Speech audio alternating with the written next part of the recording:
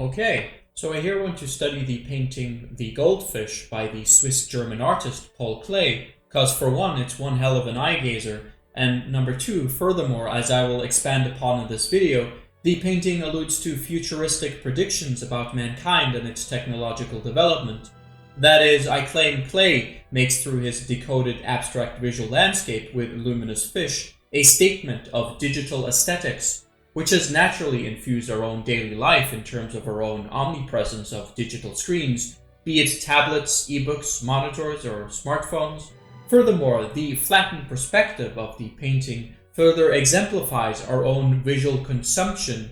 of screens, and the latent abstract symbolism invites further comparisons to digital screens themselves, acting as signifiers for cultural shifts in human interactions in our own mediated reality construction. But let's not get ahead of ourselves here, and let's begin by providing a brief biographical description of the artist before we move on to discuss the painting itself. Paul Klee was born in Münchenbursee in Switzerland in 1879 from musical parents by profession, who must have had a keen influence on Klee in terms of his interest in music that he would go on to develop throughout his life.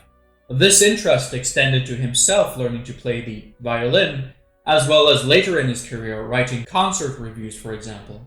Although his interest in music was fostered from early on, even more so, I would claim, than his talent for making drawings, it was the arts that ultimately won him over, and he began studying at the Academy of Fine Arts in Munich, where after completing his degree he went on to travel to Italy with a friend. Ironically, Klee complained about his lack for talent when it came to the use of color, whereas we will later see it is this very use of color that inspires the most attention, if anything, in relation to the painting of the goldfish. Anyways, sometime after his travels, Klee began experimenting with his own technique in art. More specifically, he began experimenting with the technique of drawing with a needle on a blackened pane of glass, which would lead to many fruitful works, including Portrait of My Father from 1906. He would have his first solo exhibition in 1910 in Bern, and would subsequently in 1912 expand his creative palette by traveling to Paris, where he absorbed the in vogue style of Cubism, as well as developing more of a serious study of color. As his career was starting to take off in a serious manner, the First World War broke out, where Klee was conscripted as a soldier of the reserve forces in the opposing side of Prussia in the war. Naturally, the gloom of the war had a strong effect on the painter,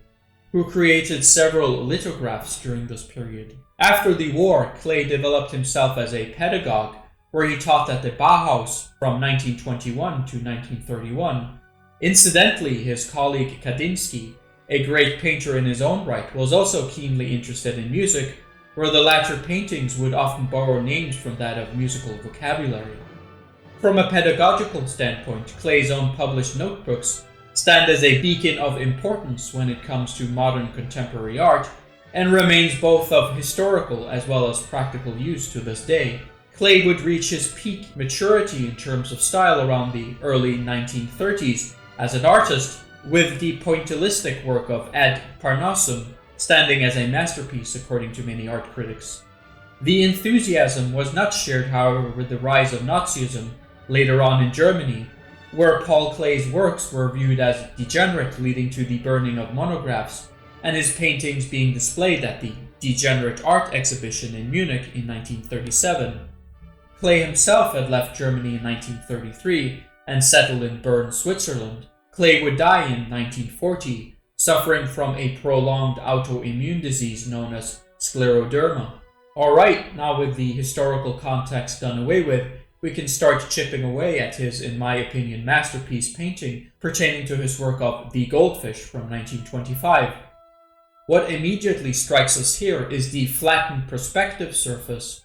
almost as if we could immediately detach the fish itself from the painting and hang it on the wall, seamlessly blending in with the monotonicity of what appears to us as the Euclidean 2D surface of a background wall. Furthermore, this effect does much to invoke a dreamlike state for us viewers of the painting, which is even more exaggerated when we consider the abundant usage of bright colors of the fish itself, which is immediately contrasted with the stark icy blue background. The background reverberates with a tactile emanation, which reminds me of a sort of blue coal which we observe in samples such as found in peacock coal or blue anthracite. Klee has here, in other words, dropped the spatial perspective composition and realism, which became absolutely fundamental starting from the late 14th century Middle Ages with the work of the artist of Giotto through his Arena Chapel frescoes in Padua. A technique through the use of perspective that, as the Renaissance really started going,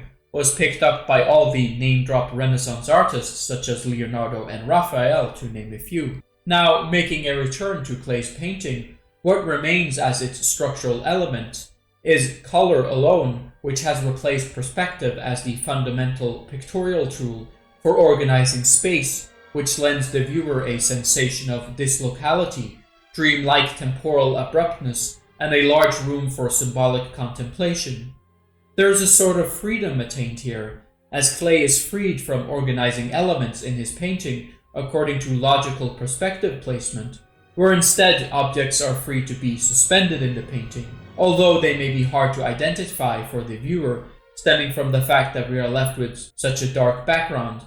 This then forces the first-time gazer of the painting to, after first becoming acquainted with the primary object of the goldfish, and then moving on to gradually study the various tapestries which are concealed in the background of the fish, almost like a cave being gradually illuminated so that one may study its cave paintings with increasingly better illumination. There is also a fluidity at play here of both the other fish in the painting as well as the background objects, which work well to complement each other, as there is above all an emphasis on curvy nonlinear lines, especially for the aquatic life, invoking a sense of pleasure for the viewer, much like the curved blade of the katana appears to us as reiterating a sense of harmonious pleasure and the illusion of movement, even though the blade is at a standstill. Indeed, the curvature of a Japanese sword is measured in a term known as sori and remains a crucial aspect of the architecture of the blade, much like the curvy composition of elements in Klee's painting remain integral to its overall structure. Lastly, we may remark on the dark symbols which permeate Klee's painting, as opposed to the goldfish in the painting, which obviously symbolizes both vitality and freedom of movement. The dark symbols are contrasted as symbolizing external threats or hidden dangers which may creep up upon us in an unsuspecting fashion. There is also an element of abstraction here, as these symbols, which are dominated by scribbling lines, leave the door open for us to interpret whatever shadowy nature that comes across to our minds. It should be noted that the theme of water or aquatic surroundings have in itself often been associated with the subconscious mind, and I think Klee was no stranger to this concept, as he wants through his painting for us to excavate our own deep emotional thought. As the dark background symbolizes the unknown realms in some sense of our thought, the fish themselves help to contrast this with their presence as they invoke the conscious, moving vitality of our inner mind, which we may use to make deliberate actions based upon conscious effort.